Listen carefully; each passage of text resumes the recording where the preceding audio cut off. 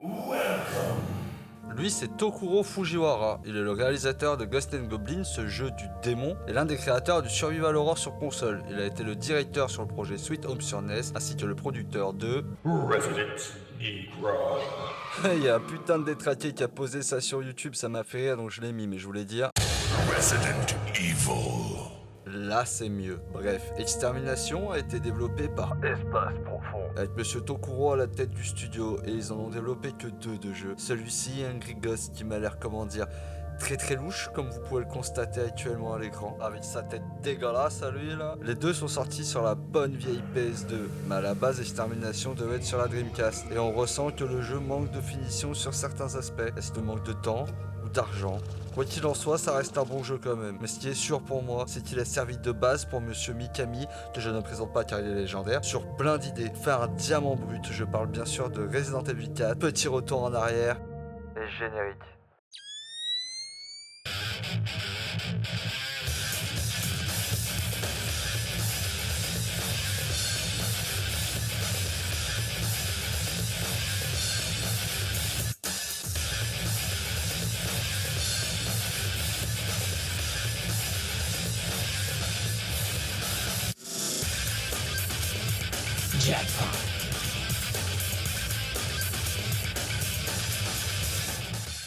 On incarne Dennis Riley, accompagné de Roger le con américain. Mais entre nous, on va l'appeler Roger le bon français. Il est son fidèle collègue qui lui a déjà sauvé le baltrou lors d'une mission. On apprend ça au détour d'un dialogue.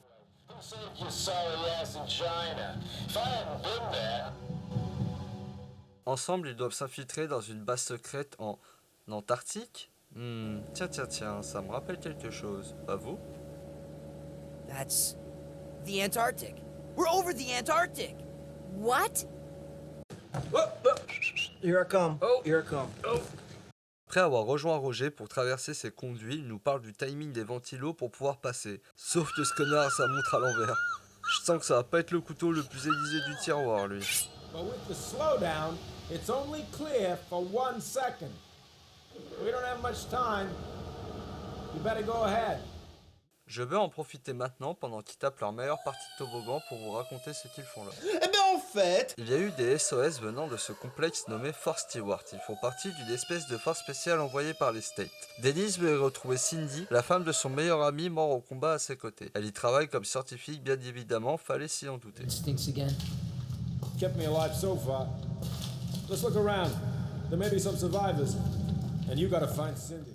Mais avant de retrouver la bonne Cindy, on va parler du gameplay. On peut s'accrocher, longer les murs comme sur un jeu d'aventure. On a une arme entièrement modulable avec plein de modes d'armes trouvables. On a une vue première personne pour viser les ennemis. Est-ce que vous avez remarqué quelque chose? Un bon viseur point rouge comme sur notre bon vieux RE4. On a un inventaire illimité, tout comme les balles de fusil d'assaut, car oui, il y a pas mal de stations de recharge de munitions éparpillées au fil de l'aventure, donc on sera jamais vraiment en manque de bastos. La vie se recharge grâce à des consommables, et la particularité de notre chère extermination, c'est qu'on peut se faire infecter. Il faudra faire attention, car l'infection s'enlève avec des seringues que l'on peut transporter, mais très limitées, ou sinon à partir des safe zones, grâce à cet incubateur géant et à des seringues MTS. À une lettre près, ça aurait pu être la merde. En parlant des safe zones, parlons des sauvegardes, qui se fait grâce à une batterie qui a donc des charges limitées. Cette même batterie qui va servir aussi à remettre le courant sur certaines portes. Je trouve cette mécanique cool, mais pas assez punitive, car on a vraiment pas mal de chargeurs de batterie sur notre route, et pas assez de portes à ouvrir avec. Il y a un petit côté Metroidvania, mais un soupçon quoi, car la batterie va être améliorable pour ouvrir des portes plus gourmandes en énergie, ainsi que d'autres équipements qui vont nous être utiles pour débloquer du stuff, pas atteignable de base et qui nous sera vraiment nécessaire pour le boss de fin qui est, comment dire, une gigapioche comparé au reste du jeu. On y reviendra forcément, vous inquiétez pas.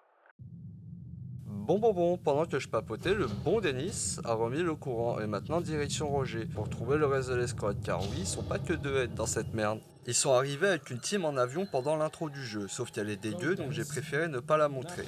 Par contre, pendant que Roger se fait attaquer, je vous montre les cafards, des bestioles mi-cafards mi-larves qui seront là tout au long de l'aventure et qui servent de mob de base. Maintenant, voyons comment s'en sort l'instinct de Roger et bon appétit au cas où si vous mangez.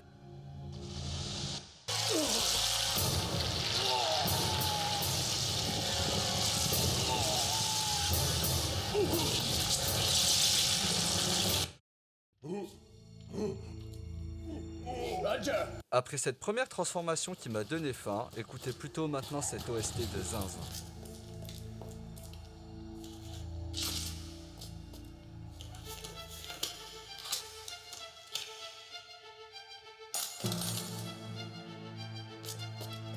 Don't move! I had no choice. You were next. I'm with the... Marine Special Recon Forces, right? Nice. Bon, maintenant que Roger le bon français est mort, après cette prise, on doit continuer notre chemin. Sur notre route, on devra activer les rails d'un train. Et comme par hasard, il y en a un qui arrive sur notre tronche pile à ce moment-là.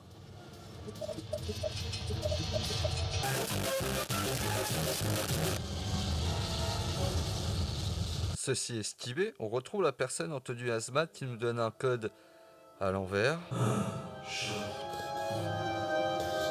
What's that?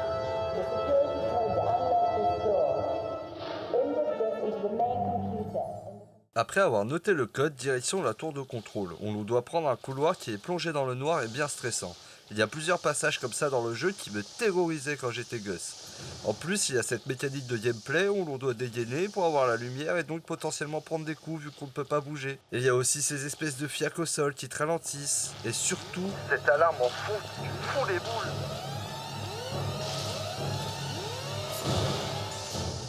Une fois le code rentré dans l'ordi et la sécurité désactivée, on retourne voir cette personne qui est en fait... You, Cindy? Alors ça, on l'avait vraiment pas vu venir. On est dans Scooby-Doo. Mais vas-y, tranquille, on a l'habitude avec Resident Evil pour ce genre de conneries. Par contre, Dennis se fait bien bolosser alors qu'il cherche juste à la sauver. Pareil, ça sent déjà le réchauffer cette histoire, mais à Skip, c'est meilleur quand c'est réchauffé. I'm here on a mission, but I knew you were here. So of course I was worried about you. Avec la musique bien dramatique en fond, ça fait tellement japonais, mais j'aime bien. Une fois la querelle passée, on veut remonter à la surface pour pouvoir rejoindre notre team. Sauf que là, sort le premier vrai ennemi du jeu qui n'est vraiment pas Jojo.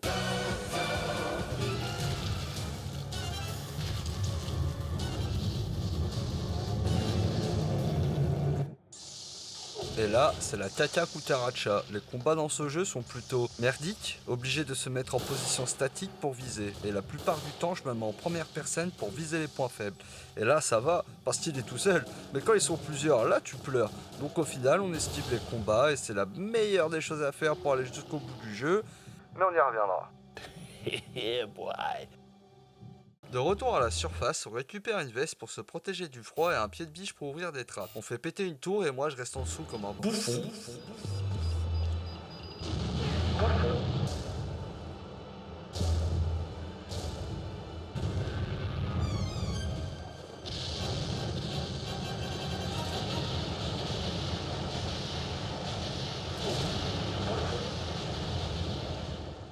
Ça libère un passage où on a droit au lance-flammes ainsi que de 2 big bestioles, invisibles pour casser la tête bien sûr, mais ça va pas m'empêcher de les fumer. It was at this moment Jackson knew. He fucked up.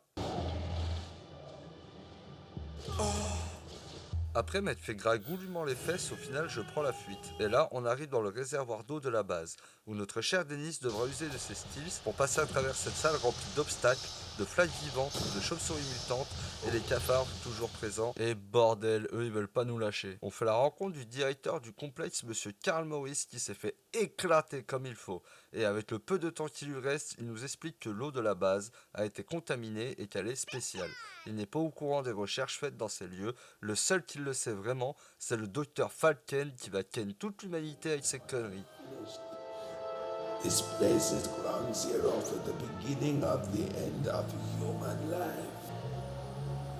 What happened to the water?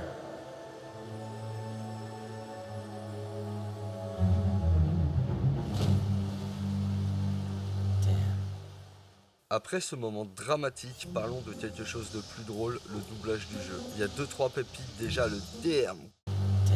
Complètement pas les couilles traduit en nom de nom, c'est pas mal ça. Ensuite il y a le doubleur à ce moment là qui sonne complètement faux, perso ça me tue de rire. Wait a second. Wasn't that... What's the matter, baby? Nothing, sugar. What's the matter with you? On dirait vraiment un débile comment il le dit. Et la dernière là, la masterclass, j'ai pas besoin d'en dire plus. Juste Dennis, faut me le surveiller celui-là. Now I can get to the manhole.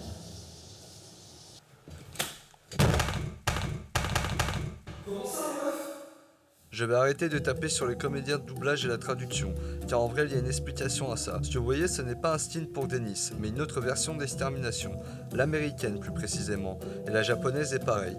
Nous en Europe, on a eu cette différence, ainsi qu'un ralenti du jeu de à peu près 20%.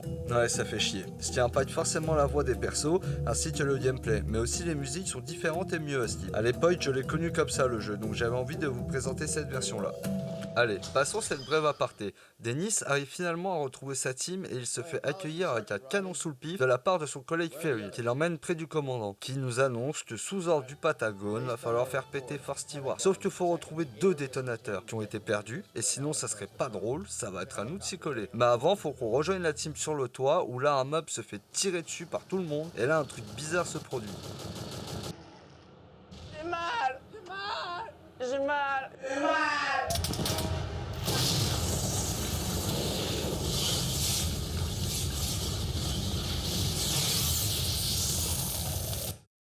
This is Eagle Crow, Red Light Team. Do you read me? Damn. Lost contact with the advance team. Riley, you stay here and assist the troops who are searching for the detonators. We've lost contact with all of them. Personne n'est choqué par ce qu'ils viennent de voir, mais bon, passons. Allons chercher les détonateurs. En redescendant, on croise ce perso féminin qui est avec Cindy, et je vais même pas la présenter, parce que je pense qu'elle a l'une des morts les plus nulles du JV, j'abuse même pas, et je vais vous montrer ça dans pas longtemps. Pour le premier détonateur, on va croiser des chiens mutants, classiques j'ai envie de dire, et passer par des conduits, et oh bordel des conduits. Qu'est-ce que je déteste les conduits dans les jeux. Ah c'est nul, on se fait chier, bordel, aidez-moi, j'ai soif. Si c'était un dessin animé, la corniche se détacherait maintenant. J'ai soif. On a réussi à retrouver le premier détonateur sur le cadavre d'un soldat après cette conduite de con. Trouvons maintenant le deuxième. Pour celui-ci, on doit revenir dans la salle du mot de passe écrit à l'envers par l'antipathique Cindy. On débloque une porte qui nous ramène à cet endroit, sauf que la pièce a changé, ainsi que l'air qui est différente. Et il y a surtout ces 2 grosses merdes, en plein milieu qu'on ne veut surtout pas combattre et qu'on va esquiver au max comme il faut. Mais au final, il n'y a même pas besoin, notre objectif est directement sous la plateforme, c'est ce gars appelé Gary.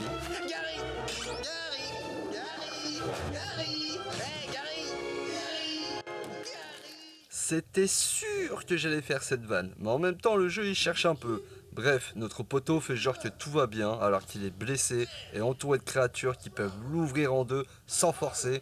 Mais bon vas-y on s'en fout, on lui prend le mot de passe qu'on avait besoin pour ouvrir une partie du complexe qui était fermée juste là, où se trouve notre détonateur, donc on y va de ce pas. Bon bah au final on va y aller en boitant, hein, car le jeu me met un guet-apens de fou. Entre le balèze et ses billes de canon, plus les cafards qui me poisonnent, et pour finir la flaque de caca, c'était vraiment chaud. Mais ça va, je m'en sors. Par contre, le Gary, là, il va finir en maxi kebab. Allez, on va commencer à accélérer un peu les choses, sinon demain on y est encore. Je prends un ascenseur et là, re-guet-apens. Parade de ces enfoirés, en plus on y voit que dalle. En fouillant la zone, re-guet-apens. Non là, vraiment, ça y est, le jeu, il veut notre mort. Le plus drôle, c'est que derrière le mob, t'avais ce PNJ qui se cachait. On l'a déjà croisé une fois et il nous raconte que des trucs qui servent pas à grand chose. Et on le reverra plus jamais après ça. C'est pour moi l'une des preuves que le jeu a été fait en vitesse. Il devait peut-être avoir des infos à nous filer sur la base, comme un marchand par exemple. Mais là je spécule. Very precious information. Hey, put it down to my journalistic prowess. Après avoir causé à ce gars qui sert à R, on finit par trouver notre objectif. Mais il faut encore aller fouiller un autre labo souterrain pour faire avancer l'intrigue. Dans celui-ci, je trouve un module pour un mitraillette, plutôt stylé, mais franchement dégueulasse, il est nul. Et dans la pièce où se trouve le dernier détonateur, il peut carrément des cafards, ça devient vraiment l'enfer pour le coup. Après l'avoir activé, on reçoit un appel de Cindy qui nous demande de la rejoindre dans la salle de briefing. Elle nous annonce que la PNJ féminin mentionnée plus tôt est partie pour nous donner une carte d'accès, sauf que là, on la retrouve collée au mur comme une pauvre dame, alors qu'il n'y a aucun mob dans ses escaliers, ni même de cafards. Et le pire, c'est qu'elle a Dayla devant cette porte qui est la safe zone principale du jeu. Franchement, à la place de Dennis, j'aurais pris sa carte d'accès et j'aurais cramé tout son cadavre au lance-flamme. J'ai peut-être un peu abusé quand j'ai dit que c'était la pire mort du JV, j'avoue, mais je trouve sa mort quand même très pathétique. Après je me sois bien foutu de l'autre faible, Cindy finit au final par coopérer et nous annonce que le commandant est dans l'AD et qu'il faut le rejoindre à la centrale électrique car le miasme dans la base s'est propagé juste là-bas. Mais là il y a Gary qui revient comme un phénix alors qu'il était au fond du trou d'homme le con.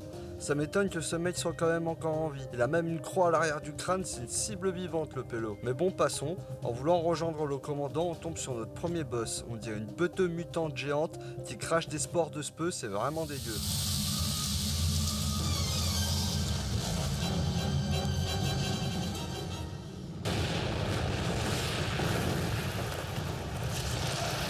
Je récupère le lance-patate lâché par le soldat. Le paf me met 2-3 coups dans la gueule, mais ça va, je le fume vite. Maintenant, go prendre un train, en espérant que celui-ci ne déraille pas.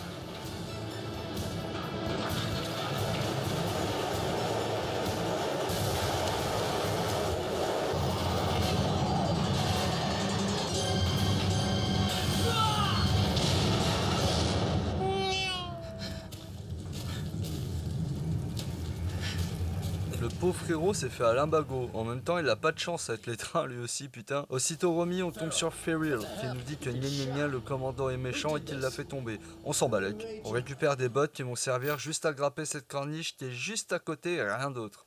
Je trouve ça bizarre. Ça aussi, encore une fois, c'est la preuve qu'ils ont manqué de temps pour mettre en place des idées de gameplay. Sinon, pourquoi mettre ça là et ne pas mettre, je sais pas moi, juste un escalier ? Surtout c'est un truc d'enfoiré, je veux récupérer cette caisse sauf que je suis mort 2 fois en voulant la prendre parce que monsieur veut pas s'accrocher et préfère sauter dans le vide comme un biais. On finit par réussir à grimper et là, il y a le commandant. Dennis perd ses couilles et ne dit rien pour Ferril. Il nous donne pour objectif d'aller récupérer les charges explosives dans l'avion avec lequel ils sont arrivés en se crachant. Qui, comme j'ai mentionné plus tôt, est dans l'intro du jeu bien dégueu. Lui monte sur la centrale électrique pour préparer le terrain. On prend les explosifs, on sort de l'avion en se prenant pour Mario à sauter sur des caisses, et là on ressent un appel du commandant.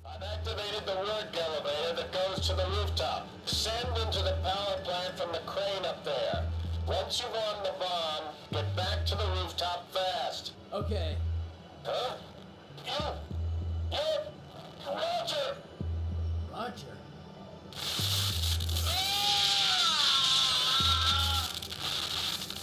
Major!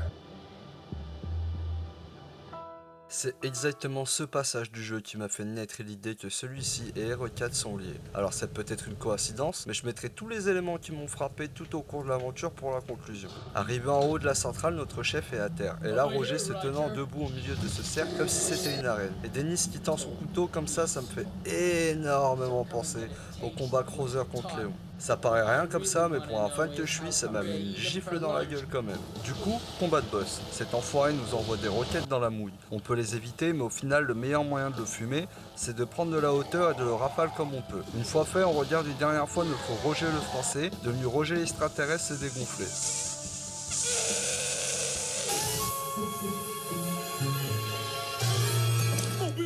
Bienvenue au hammam, Stan. Tu veux une figue? On récupère son couteau qui servira à rien, à part à nous faire encore penser à RE4. On sauve notre chief et il nous raconte pour Ferril, en nous disant que c'était un traître travaillant pour la CIA et que celui-ci voulait s'emparer de la bactérie dans l'eau pour le compte de l'État, c'est pour ça qu'il l'a buté.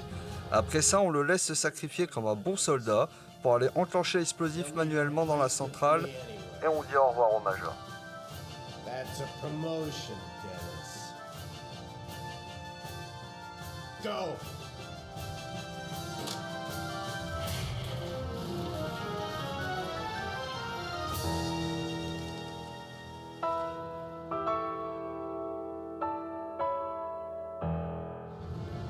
Major!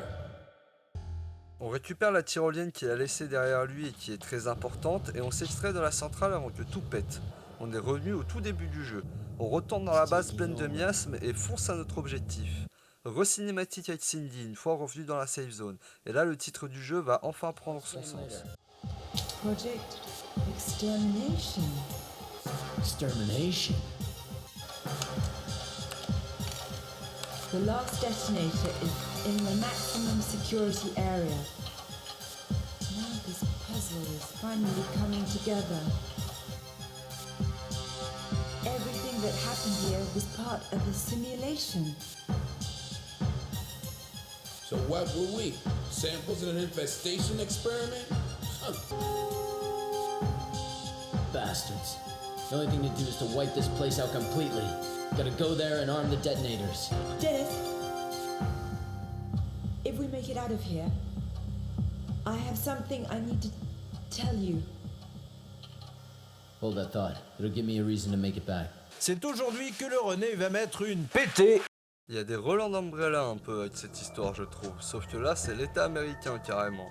Pour le coup, je trouve ça réaliste. Avant d'aller dans la dernière salle du jeu, où les dernières révélations auront lieu, on va passer faire tous les endroits inaccessibles pour récupérer un maximum de stuff et rien rater. On arrive enfin à la base de toute cette catastrophe. C'est cette merde en bocal qui est en fait une météorite contenant cette espèce de bactérie vivante grâce à l'eau et la contaminant pour en prendre possession. Je vous laisse cette note du jeu car c'est la plus intéressante et cool à mon sens. Je m'explique. En faisant ça, les devs veulent inscrire leur lore dans la réalité avec un fait déjà produit. Et j'adore ce genre de combine. Et oui, je vais pas faire genre, j'ai oublié de mentionner qu'il y a des notes, mais c'est pour vous laisser le loisir de les lire si vous faites le bon extermination. Après ça, une petite pirouette et... On est pris par surprise par cette espèce de scientifique fou qui se trouve être le docteur Falken. Et il nous raconte que du coup cet objet date de 60 000 ans et qu'il veut absolument la faire revivre et le considère comme son enfant. Sauf que l'astéroïde, à force de bouger, fait tomber un transfo dans le coin de la bouche du monsieur et nous laisse enfin tranquille. Une fois le scientifique fou à terre et le dernier explosif armé, on se casse de là. Avant ça, un Kleps me fait un gentil petit câlin et a failli m'arracher le baltron en passant. Et on récupère au passage la super arme, qui est une super lance-missile. Fallait trouver les 3 pièces en fouillant la base de fond en comble. En vrai, c'est pas si compliqué pour l'avoir, mais elle est vraiment essentielle pour la fin du jeu qui arrive maintenant. Ça y est, on arrive dans la zone d'exfiltration de la base où l'on massacre les derniers mobs et monte sur l'Overcraft direction partout sauf ici. La base explose et pareil, ça c'est typique des fins de Resident Evil. Et même la fin du premier... Bon, cinématique en vite fait, il se croit sorti du bourbier, sauf que la merde en bocal en est sortie et nous chasse maintenant. Là, rien dans le jeu ne laissait présager ce qui va arriver.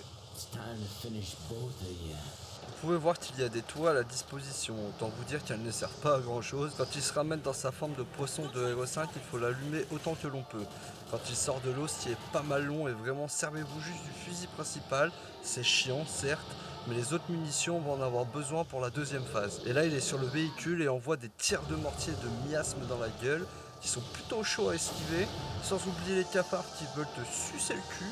Donc on reste bien en hauteur, on lui envoie tout dans sa grosse bouche avec le lance-grenade. Et la troisième phase où il se transforme en clone de Dennis, comme si Dennis était le soldat parfait aux yeux de la bête.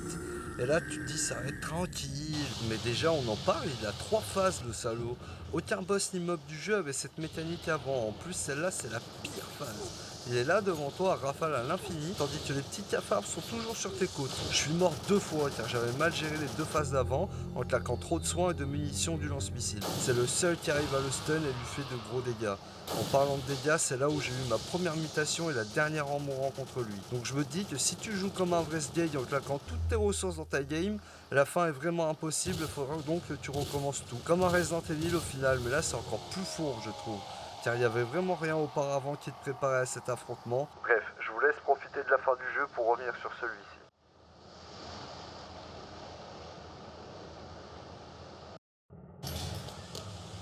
Dennis! You're okay. Hey, a little late to make up, ain't it? Gary, you alright? I was worried. Hey, I can't be beaten that easily. Nice mess you made, huh? Where were you? Why, I heard a noise and I came up on deck and that giant shrimp almost threw me overboard. I just managed to hang on. Thought he was gonna have me for dinner, but here I am. Oh. Are you okay? Yeah, ain't so bad. I'm just cold and wet and I'm gonna go inside.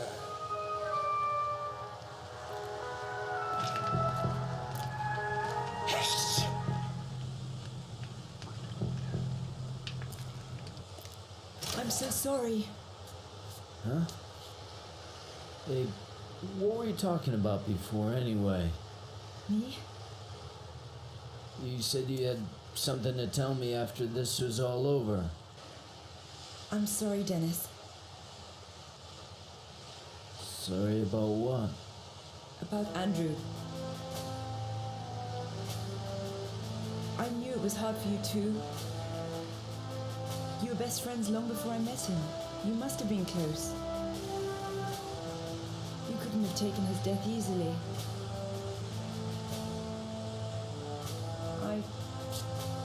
I've been terrible to you. It's okay. I hate myself for not being able to help you. After you get back home, if anything happens, contact me at the base. I'll be there to help anytime. Dennis. Can we be friends? Oh non! Oh non, pas ça! Pas aujourd'hui, pas maintenant, pas après tout ce que tu as fait! Of course we can. Let's go inside. It's cold out here. Dennis, what happened to Sonia?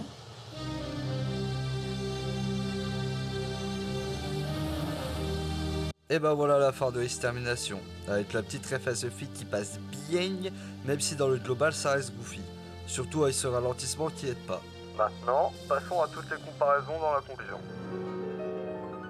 Alors tout d'abord, je tiens à dire qu'Extermination n'est pas long du tout. J'ai dû mettre entre 7 et 8 heures à le faire, en sachant que je suis mort 3 fois dans l'aventure et que l'on recommence depuis la dernière sauvegarde quand on meurt. Ce qui rajoute forcément du temps de jeu. D'où cette fin un peu bancale avec 3 phases sur un même boss pour te pousser à recommencer le jeu si jamais t'as mal géré ton stuff pendant la partie. En vrai, je sais pas si Monsieur Fujiwara me faire des fins d'enfoiré, ou s'il a voulu augmenter la durée de vie en espérant que les joueurs recommencent leur game au moins une fois, ou c'est peut-être les deux.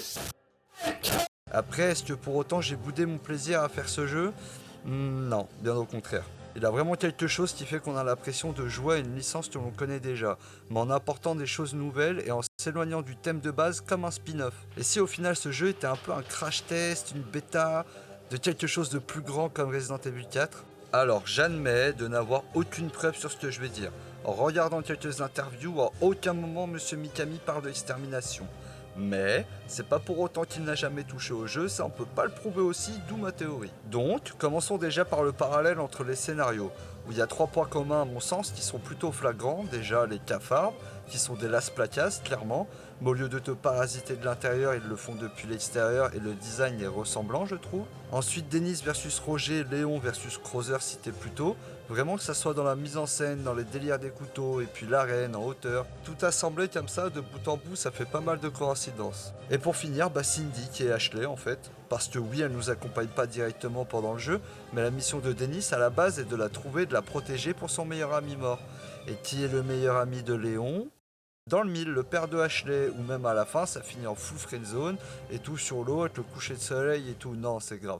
Franchement, c'est grave comment ça se ressemble au niveau de tout ça. Et maintenant le gameplay, comme j'ai pu le dire, un paquet de fois, Extermination a manqué de temps et d'argent pour être peaufiné, ça c'est sûr. Je pense que le jeu n'aurait pas dû avoir de temps de chargement entre chaque zone, car quand on rentre dans une pièce, les mobs sont déjà là en train de nous focus, comme s'ils avaient détecté notre présence derrière la porte que l'on emprunte. Ensuite, le bail de couteau que l'on peut sortir pour casser les cadenas ou casser des caisses avec du stuff dedans. Bon, je l'ai déjà dit, mais le pointeur laser qui était pas si courant à l'époque. Et aussi le fait que ça soit plus de l'action que de l'horreur. En parlant d'action, il y a plein de fois où on a un danger à esquiver, comme le train au tout début, ou la tour qui explose. Rajouter ça à un QTE, ça nous donne la boule que l'on doit esquiver au début de RE4 par exemple. Bref, en vrai de vrai, des exemples, je pourrais en citer encore plein.